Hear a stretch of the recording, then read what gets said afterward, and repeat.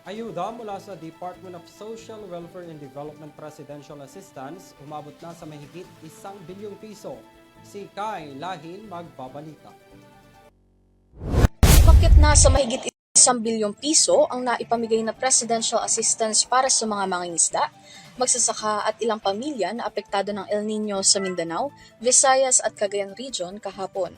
Nagkaisa ang Department of Social Welfare and Development o DSWD at si President Ferdinand Bongbong Marcos Jr. katuwang ang iba pang government agencies sa pamimigay ng tulong pinansyal na nag-umpisa noong ika-23 ng Mayo, taong kasalukuyan.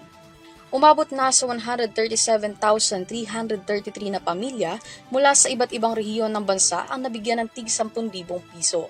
Sa bawat lugar na naaabutan ng tulong ay mayroon pang karagdagang assistance mula sa iba't ibang government agencies tulad ng Department of Agriculture, Department of Labor and Employment, Department of Trade and Industry at marami pang iba.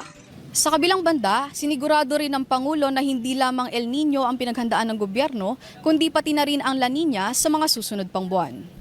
Ayon pa sa kanya ay mayroon ng nakalaan na funds na layong tumulong sa mga kababayan sakaling may kaharaping problema ang bansa. Para sa Euro TV News, ako si Kai Lahin, sumasaludo sa bawat Pilipino.